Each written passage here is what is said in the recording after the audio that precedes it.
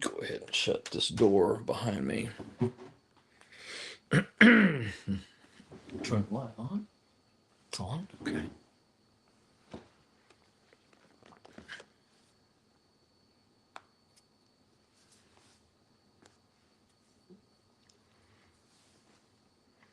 Hey, everybody. I don't see anybody on just yet, but I'm sure you'll be joining here in a few minutes. I want to talk about surveillance today, but I also want to just kind of share. Um, oh, my goodness. If you've not seen any of the Fauci hearing today, it is worth your time. The man did nothing but use his Fifth Amendment privilege, as he says. Rand Paul, my senator from Kentucky, threw the attorney out beforehand, and some of the congressmen and senators asking questions. I mean, Fetterman wore a suit. Yeah. Um, so that was pretty cool. But if you have a chance, go back and listen to what how Congress treated Fauci, and he deserved every single bit of it. Um, the man's like if you watch it, you're gonna think that guy's a weasel. He's worse than a weasel, but nonetheless, um, you need to go back and watch it. I was like thinking, I need popcorn, I need a steak and baked potato or something because it was that good. People treat him respectfully. They asked him questions he just refused to answer, and just the fact that groups like NBC, CBS, MSB, CNN are not doing anything about the diary, and he tries to come on there and accuse Rand Paul of just releasing those documents to make and humiliate him. It was a revelation of truth. And so I'll just tell you, I would encourage you to go back and look at it today. Go back and look at it. Go back and watch it. See how things were going, and you can see the attorneys squirming. There was one removed from the room, the attorney behind him. You could just see them just kind of, man, they were like squirming in their seats because they knew these guys knew what was happening. So I have more of a hope that something's going to happen there with this than possibly will. And not because I don't like Fauci. Although I don't like him as a human being, I pray for the man, and I have prayed for the man. But man, um, something's going on. Okay, let me give you a heads up to today, and I'm going to be checking my text messages from time to time because every time we have a prayer event, week after, um, things spiral around me. Um, you all knew that my pump was not calibrating right or well, and boy, that's an understatement. I've averaged 6 drops every single night for the last 3.5 weeks. Last night I was up 5 times with lows. I've already had 6 this morning since 8 o'clock. Actually, right after I got off my podcast, I had to drive somewhere, and I've had 6 since then. So if you hear my pump go off, it doesn't always mean that I'm low. Doesn't always mean that I'm high. Um, but it's just a problem and an issue. So I've had that going. I'm averaging 3.5 hours sleep each night for the last week, and last night was just horrible. But I got a couple hours sleep. I was on my way to go to Lowe's today to pick up some sconces for a foyer that we're painting. I want to kind of get, hoping we can get that foyer done, not just for this weekend, but just to add a little bit more of light to the front of the church when you walk in. And I'm on my way, and my phone rings, and it's Jennifer, and Jennifer's doing training today, so I think that's odd. And she says, "Dana, did you get Hannah's email?" And I said, "No," or text message. Well, um, they had to rush Chloe, my granddaughter, to the ER. She had been vomiting for a long time. There was actually blood in the vomit, which is never good for a 6-month-old. And she was very, very lethargic. So they got in a car and they rushed to the hospital, the ER, and they did an IV, and were doing X-rays and just trying to check out what's going on with her. And so, of course, in my mind, I'm like, whoa, So the minute I hang up the phone, I start praying in tongues. I'm trying to focus on what's going on around me because I'm driving. I'm driving to Frankfurt. It's 10 minutes away, and I get to where I'm at, and um, I'm waiting in line at the lights, and the green light comes on to turn, and so I go to turn, and out of nowhere I hear honking, honking, honking, and this guy comes flying, goes right in front of me. So I slammed on the brakes, and then the guy behind me slams on the brakes, starts honking his horn, and I can hear him yelling and screaming and cussing at me. Okay, my windows are up. I got K-Love on with some Christian music, and I'm praying, and I can hear this guy going nuts. And so I'm in the lane that goes right into Lowe's, and so I pull into Lowe's, and I go to get out, and I realize that this car that was behind me honking is now parked right beside me. I just get out of the car and I'm thinking, man, I don't have time for a fight. I'm a pastor. I don't want to do this. But at the same time, I'm thinking about Chloe. And look, I wasn't a distracted driver. I was paying attention. The guy ran the red light and almost hit, almost hit him. And, uh, and the window rolls down on the passenger side, and there's a lady sitting in there. And she said, "Sir, I want to apologize for my husband. He is being she told me what he was being. I'm not going to say it. She said, he did not see the nut run the red light in front of you and could not understand why you were stopping. And while he was yelling and screaming and cussing, honking his horn, I simply looked at him and said, honey, you're in the wrong here. You better stop. My husband has something to say to you." And he kind of leaned down like that to look at, and he said, "Sir, I'm really, really sorry about that." I said, "Hey, it's not a problem. I've done the same thing many times." And he said, "But I guarantee you probably didn't act like me, did you?" And I said, "Well," I said, "I'm a pastor, so I can't act like that. It just came out before I had a chance to say it." She's like, "Oh, well, sir, we're doubly sorry." Then I said, "Don't worry about it. Don't worry about it." And I had a chance to talk with him for a few minutes. And they live in Frankfurt, and they've seen crazy driving. And so we decided it was probably an elected official from the Congress or the Senate of Kentucky, or someone from the governor's group that did that. But anyway, so that gave me a greater sense of things being good. But right now they did X-ray. I'm still waiting to hear back from Hannah about how Chloe's doing. But appreciate your prayers. It is just one of those things. Well, then I have FedEx brings a package that something I'd ordered, and I step outside the door because the girls are just very, very, very, very, very crazy. And I shut the door, and I can hear this guy, big, tall, black guy, and he is singing hymns in the back of that truck just as loud as he can. He comes out just kind of moving. I said, "Man, I like your choice of songs in there." He said, "Well, radio don't work, so I just got to sing." So I'm a pastor, so we had a chance to talk. That was a good thing. So the guy that was honking his horn behind me, being all mad, that was a good thing. So it all worked out. But it's just crazy how life goes for us a lot. There's an article that I want to read from. Um, Let me get here. I'm sorry. Once again, I'm just kind of out of sorts with everything that's going on. But I'm going to be reading from an article that is very, very, it's clandestine. It kind of tells you where you're at and what's going on. Okay. Um, Article is from Zero Hedge: How Total Surveillance Conquered the Last Sanctuary of Human Privacy. Um, and I'm just going to read through some of these things. Okay. Um,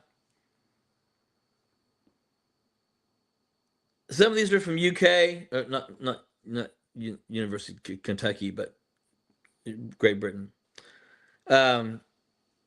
There are 4.9 million CCTV cameras that surveil the United Kingdom alone. Almost 5 million cameras. One mechanical eye for every 11 humans. There are 300 plus times the average Londoner is captured on camera during a daily routine commute. So your people in Great Britain are photographed 300 times a day if you live in London. There's 160 million license plate reads that are logged annually in the United States, creating travel histories precise enough to reconstruct infidelity, political meetings, religious observances, medical visits. And zero is the number of ways to effectively opt out. We're hearing about the flock cameras. Flock cameras. Now, I'm going to keep reading from some of this article, okay? And then I'll get back to where we're going. Um, these figures are designed to anesthetize, to render horror mundane through a sheer scale. In other words, numbness is being used to serve the system. There's nothing you can do, nothing I can do, so just put up with it, just tolerate it. It makes you want to put on your aluminum foil hat, which I didn't have time to make because I was busy listening to a FedEx guy, sing hymns in the back of his truck. Smart mattresses marketed innocuously for sleep optimization have already transmitted heart rate variability, respiratory patterns, sexual activity, frequency, and parasympathetic nervous system indicators to cloud servers before your feet touch the floor. I don't want my bed telling anybody about what I'm doing there. Toothbrushes, these electronic toothbrushes, log duration and technique. Coffee makers, okay, coffee folks, I'm just telling you the bad news. Coffee makers, timestamp your caffeine consumption. A lot of C's in that phrase. Refrigerators track caloric intake and dietary restrictions. Each data point seems trivial in isolation. Combined, they construct behavioral predictions accurate enough to anticipate your mood, your destination, your risk level before you consciously decided to leave the house. By 8:47 a.m., probability calculations assess your psychological state. Predictive models anticipate where you'll travel. Risk scores fluctuate based on deviations from your statistical norms. Sleeping longer suggesting depression markers. Skipping breakfast indicating financial stress. Checking news before social media revealing political engagement levels. And then it says, and that's just before you leave the house. You're not even out of the house yet, folks. Modern vehicles contain 50 to 100 microprocessors, 300 plus sensors, and mandatory cellular connectivity that transforms automobiles into mobile surveillance platforms. Take a drink of your beverage right now. I'm going to drink my unsweet tea. You got coffee, get it down because you're going to need to have a moist mouth to start yelling and screaming and hollering at stuff, Just don't scare the dog. Event data recorders capture speed, braking force, seat belt usage, steering angle, and G-forces 30 seconds preceding any incident, any accident. Even though those things remain deliberately undefined, and data retrieval requires neither a warrant nor notification in most jurisdictions. In other words, and yes, I'm live. Robin, I'm live. Ah, hey, Robin. I've already warned the state that you're coming. Think about that.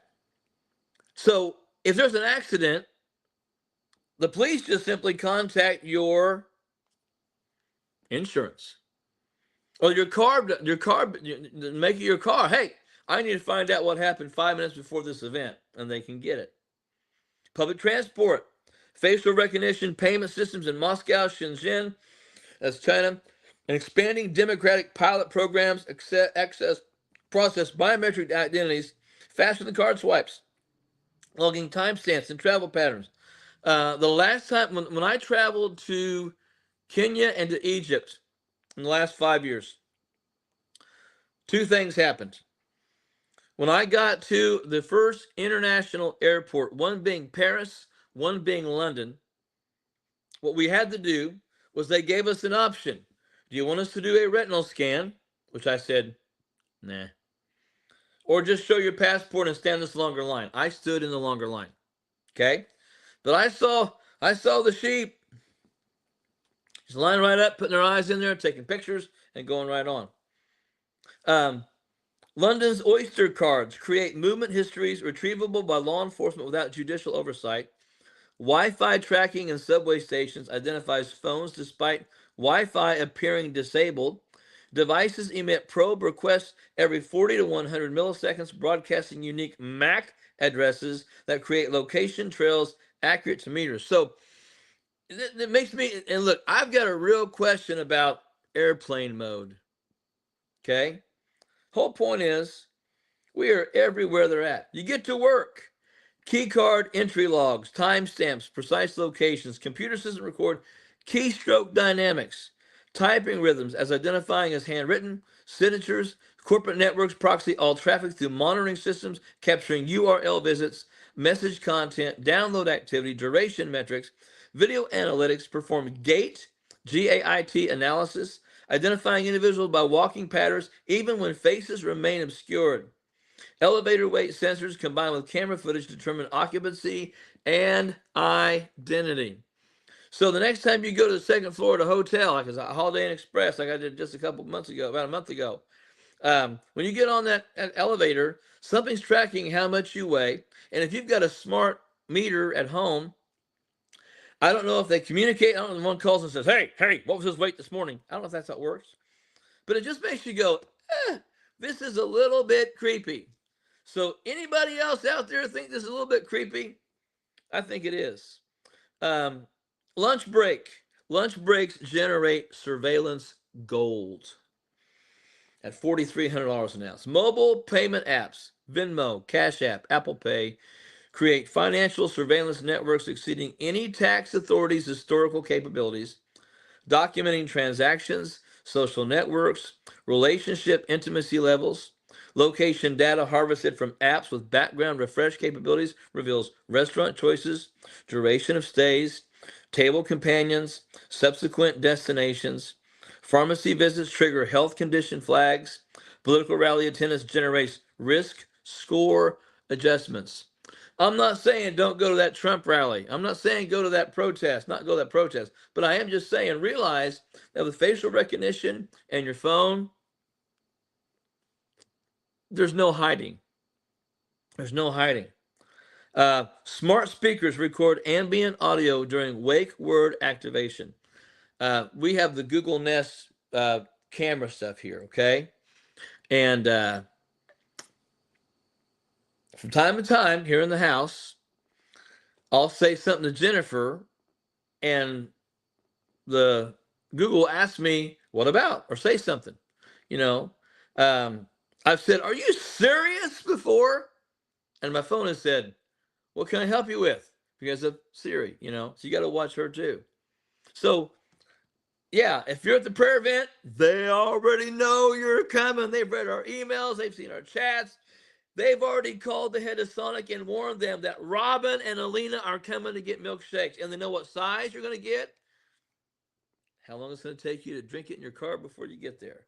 It's creepy. I'm just telling you, folks. This is when you go, ooh, oh boy. Trackers monitor REM cycles. I've stopped wearing my iWatch because I don't like the tracking that it does. And you can say, well, get rid of your phone. Tell me, there's a lot of things. You know, my fridge is a smart fridge, and I bought it in the house. It was here.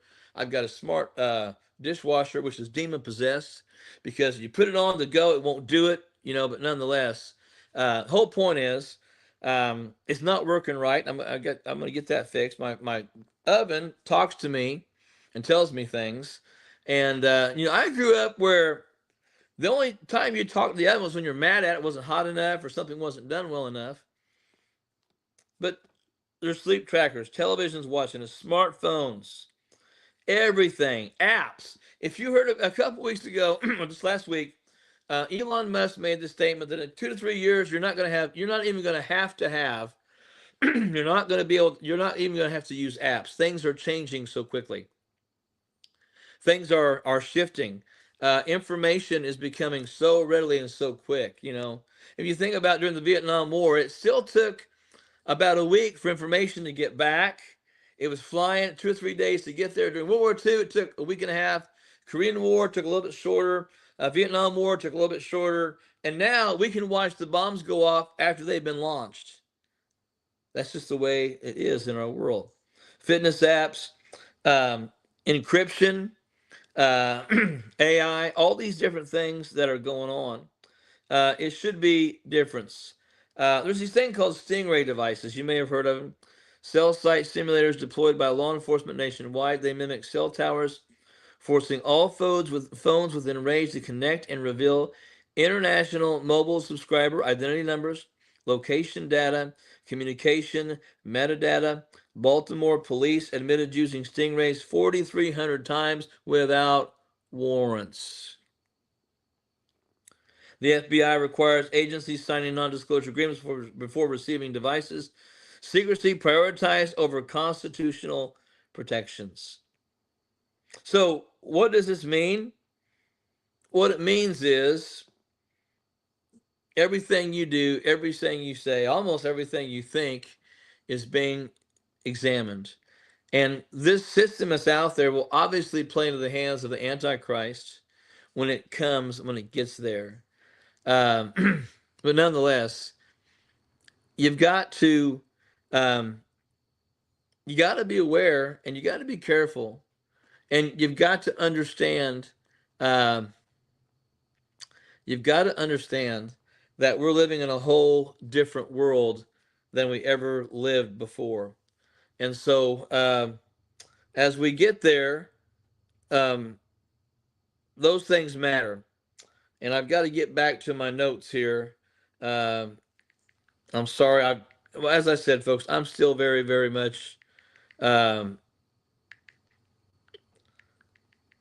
I'm very, very much out of my source today because I'm really, I'm thinking a whole lot about Chloe. Um, I want to read through some scriptures, and Proverbs 5:21 says, "A man's ways are before the eyes of the Lord; he ponders all his paths." Psalm 139, David says, when I sit down, when I rise up, you discern my thoughts from afar. Without faith, it's impossible to please God, for whoever would draw near to God must believe that he exists and that he rewards those who seek him. If he does those things, it means he knows who you are. The Bible says in Psalm 139, Lord, you've searched me and known me. When I sit down, when I rise up, you discern my thoughts from afar. As a parent, as a person, I've heard people say things I've thought, oh, they hadn't said that. I don't know what God's response is and reactions are. We know he's perfect, he's pure, he's holy and righteous. He's never going to step outside of that framework, never step outside of that naturality of him. But I'm sure God is concerned about some of our things that we say, some of the things that we do. We know we live in a world where everything in the government's watching us, the tax staff is watching us, the mail's watching us. Uh, what isn't watching us? Um, I don't worry about the fluent pet buttons at my house, but government, you know how many times my dog has to say potty to us to get her take her outside. I mean that's on those. I'm speaking to the fluent pet buttons just in case somebody's monitoring right now and going, yeah, he's talking about us. You know, Ecclesiastes 3 is an important verses for today. I think. Um, I know a lot of people in the church world that feel like God doesn't know who they are, doesn't care who they are, doesn't really speak, talk, respond, do anything at all. Solomon reminds us everything, there's a season, a time for every matter under heaven. I know that some of you are dealing with major issues in your life. And I'll just say this. Michelle had sent me an email basically saying at the prayer event, can we pray for the people that are there that have real serious needs and situations? And we either do that right at the beginning or probably better at the end. I'm just going to have to be reminded because I'm over 30 and I forget things. But I know that some of you are dealing with life-changing things. I spoke to somebody yesterday um, who works in leadership at the state level of Kentucky, who he just said, "Man, I've got to make a decision today or tomorrow, and I need to know I've heard from God." So I prayed for him, prayed with him, and there, and you may be like that. Um, some of you are in transition. Some of you are trying to figure out what's next. And I'll tell you, um, it's just good to know that there's somebody listening and somebody watching and somebody praying for you. And I'm just grateful. One of the greatest things to me, and when I pray with the guys on Thursdays, is when I say, guys, here's what I need you to pray about. And they lay hands on you and they start to pray, and you can hear them praying about your need and your situation.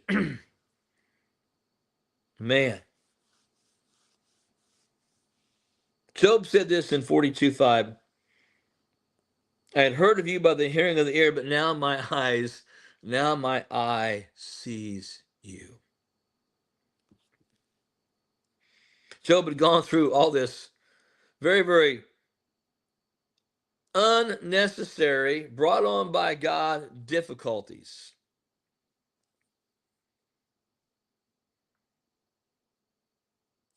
But he said, now my eye sees you. I know, God, that you're watching, you're listening, and you know. And I'll just tell you that so often in our lives, we get frustrated by what's going on. In the book of Matthew, Matthew 6, he said, look at the birds of the air. They neither sow nor reap nor gather into barns. Birds don't work anywhere. They don't have bird phones. They don't have jobs. They just kind of wake up and go, let's go get something to eat, and they take off and they find these things.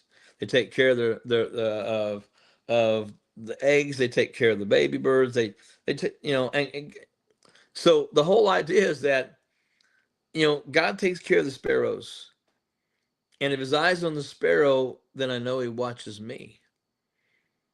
And Jesus is letting us know that as much as the surveillance and stuff is out there, we live in a surveillance state. Minority report is starting to come true in some ways.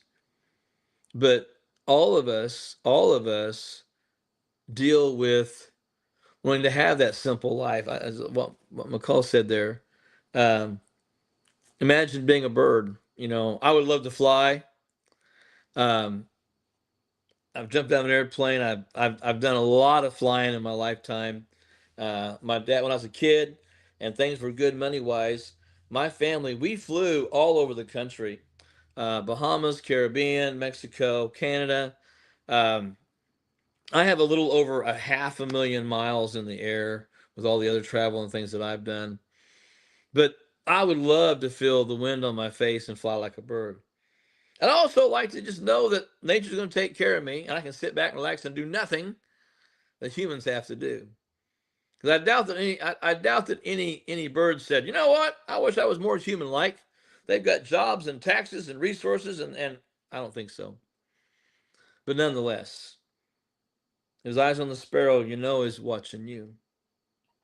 So we got to make sure that we take care of those things. And even though, yeah, we're talking about surveillance and what's going on in the world around us, you know, God knows what they know. God knows what they know about you, and God knows what they know about the situations that you're going on. And He cares about you. I've had a couple of uh, I've had a couple of you folks that have contacted me just in the last couple of days that can't come to prayer event. And I said, Pastor Dan, would you please pray for me? Um, Marriage issues, kid issues, um, home life challenges, and things are getting to become a problem. Um, you just, I don't know. I pray with them, I've talked with them, and will continue to pray with them. But it's easy, even for strong, bold Christians that are in the Word daily, living their lives for Christ. It's okay to feel like He ain't listening, is not watching, and doesn't care, because you're going to feel that way from time to time.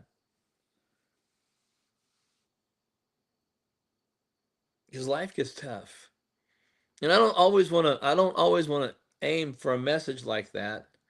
But I just want you to understand that the world in which we live right here and right now, it's a mess. It's a mess.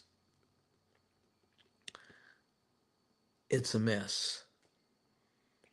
But you stand on those things that God has taught you. There's a reason that Moses was instructed by God to share, to write down in Numbers and Deuteronomy, the bad, the good, the bad, and the ugly, the good or the bad or the ugliest stuff. He put it all in there, and then reminded Israel, "You guys go back and read this and remember where you've been and what you did. Chop, chop, do it, get it done, and remember it." And that's why I'm always encouraging people to please write down these things. Please tell those stories to your kids and your grandkids. Um, One time Hannah said, "Dad, I can't wait to tell my kids those stories about you when you were a little boy, when you were a kid." And, maybe I'll get a chance to tell them myself. I hope for that. But I told my kids something they just thought was hilarious, like me jumping off the roof in my Superman costume that my Aunt Betty made for me when I was 6 years old or seven. And my brother saying, "Catch the wind." I didn't even know what it did, but I tried and I didn't. And I ended up with grass and dirt in my mouth. And my brother ran in the house going, "Dana's dead, Dana's dead, Dana's dead." And then I think I told you my grandma came over and she whipped me in the front yard. Oh, it was horrible. It was just, hey, that's what happens. So life gets life gets challenging. Life gets frustrating, And that's why the prayer event, I pray and I say, "God, when?" And I don't do one of these things and put my finger on a calendar. It's just like, "God, when? When's the best time?" And so we're doing it now. And for those of you that can't come, I know we can't necessarily show it live. We're not set up for that yet, and I apologize. Hopefully next time we'll have it ready for you. But we'll get there. It's just a matter of time. But I know that some of you are carrying stuff. Some of you are carrying heavy stuff. And as easy it is to feel like the whole world's watching us, so often we forget. So often we forget that He is too. So often we forget that He's watching us. And He knows where you are.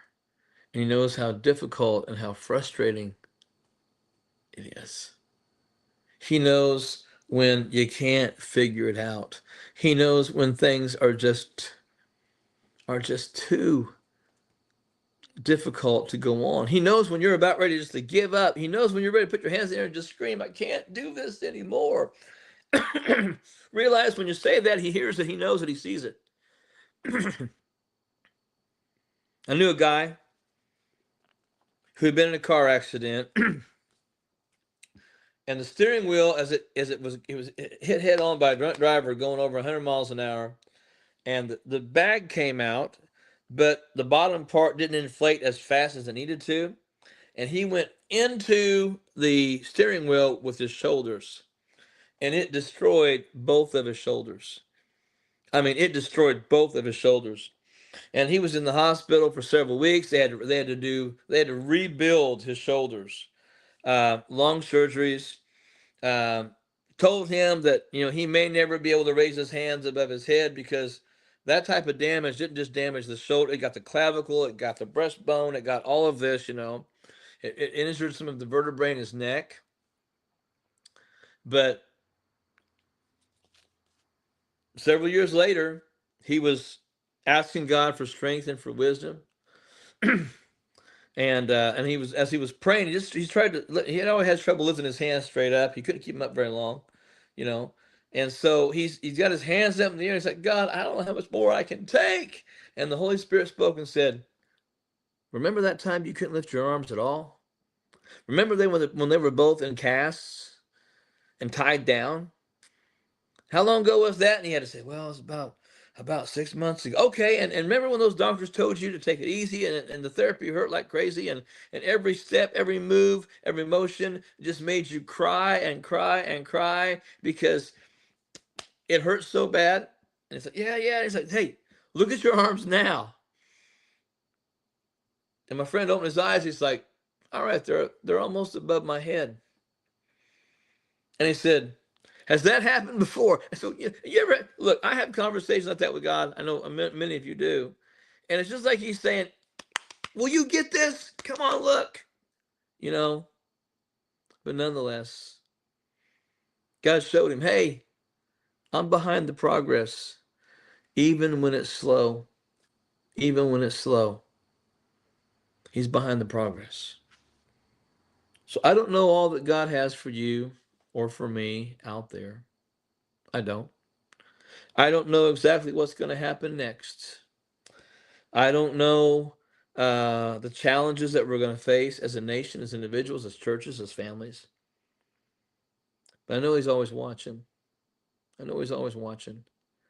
And I'm always thinking about the prodigal son's father who was daily watching for that son to come home. And you think about this, I know that the father was probably well off. So he had lots of fatted calves. He had lots of cows. But that ring he put on his finger came off of his own hand. It was his way of saying, "I claim you as my son," and not like you go to remember layaway.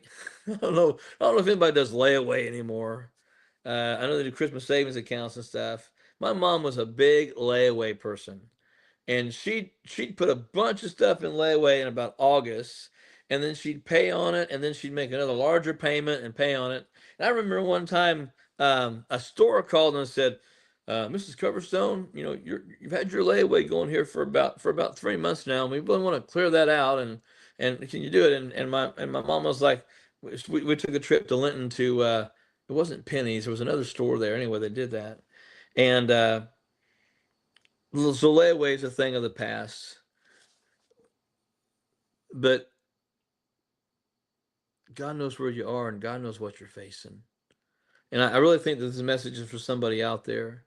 No matter how hard things get, no matter how difficult things get, no matter what's going on in your life, um, those things matter. And just realize, um, He's always watching. He's always watching. He's always watching. And speaking of credit cards, Alexis, the credit cards are watching you too. I pay a lot of things in cash anymore. Uh, just don't like using cards and things. But in spite of the entire world knowing everything you're doing, what you're thinking, where you're going, what's happening, there's a God who knows it, and also is able to utilize that information a lot better than a credit card company or your smart mattress or your couch that can think or your TV that watches you. Um, and I'm sure we were looking at my wife and I were looking at toys for Chloe. Um, toys that will help, educational toys, learning toys. And Jennifer kept a lot of them back from the kids, and so we've been passing some of those things on. But I'll tell you what. Um, we were looking at the toys, and I'm looking at some. I'm thinking, this thing's gonna be watching the kids. Remember when you put a battery in the toy in the 70s and 80s, and you knew for sure nobody was watching you. Nobody in the secret room, three states away was listening to what your kid was doing. He's playing with it. Oh, he's threw it down. He doesn't want it anymore. Okay, we got to fix that. It wasn't like that. And an abacus would be a proper toy for her. And that's something my wife would say, "Yeah, you do that," and I probably would. My kids had one with beads, believe it or not. I always liked math, but nonetheless, um, folks, He knows where you're at. I can't stop saying that. He knows where you're at. He knows what you're facing. He knows what's going on. He knows what's coming. So, as much as you're concerned, and I'm concerned about what everybody else knows and is watching, man, our biggest concern should be about the fact that God knows, God watches. He does. Cares, He loves, He knows, and nothing this truth condemn. And he always does the very best to leave the choice to him. Trust God to get you through. Trust God to get you through those things, okay? So let's pray. Holy Spirit, I'm asking you today to give courage and peace and strength to those that are struggling, those that are worried, those that are hurting, those that are just trying to figure out what their life means. And God in heaven, God in heaven, let your will be done. Let your will be done on earth as it is in heaven. God, I know there are some people that are broken on here. I know there are some people that are frustrated by life. I know there are some that have recently got some bad news from a doctor, or the progress they thought they were making has been taken away by blood work or a medical procedure or something else, Lord. I know there are some that are trying to figure out whether to retire or not. Lord, I know there is someone here right now that are struggling so deeply financially they have no idea if they're going to make it. Thank you that you know where every one of these folks are. Thank you that you know where every one of these folks are. And Lord, I'm going to break from praying for her. I'm going to pray for Chloe, God. They're in that ER room up near in LaPorte, Indiana. I'm asking you to give the doctors and the nurses wisdom to know what caused her to be so sick. And just keep your hand upon that little girl, Lord. She's precious to me. I know she's precious to many people, but I pray for your hand to be upon her today, and give Hannah and Tyler the absolute assurance in their hearts and mind and spirit that you've taken care of this, and you're going to bring healing to that little girl. So, Father, your will be done. Your will be done. Your will be done.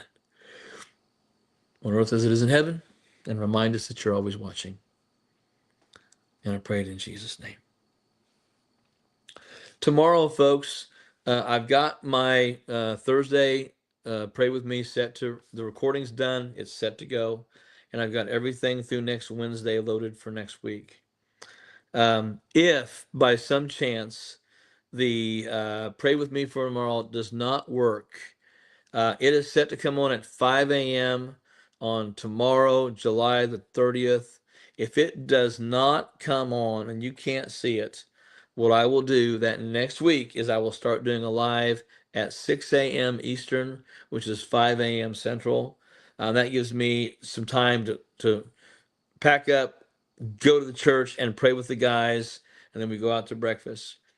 That's the only way that I really know how to figure that out, that I can think of. But that will work, and I can still do it. I can always do it later in the day. But I the Pray With Me, I want that to be the start to your day and my day, because it is for me.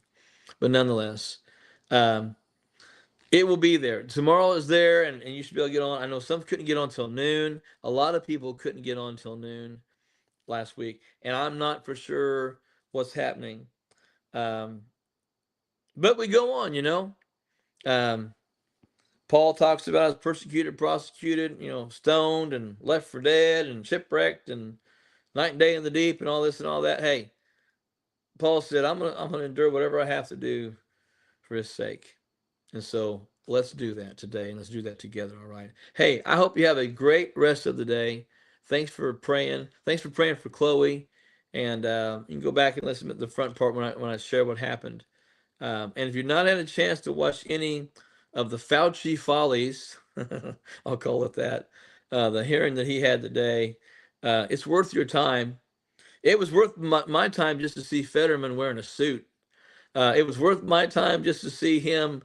Um, you could tell he was panicking. You could tell his attorneys were panicking. It was interesting to watch. So, nonetheless, you folks have a great rest today, and I will see you recording in the morning and live on Friday. So God bless, folks, and take care.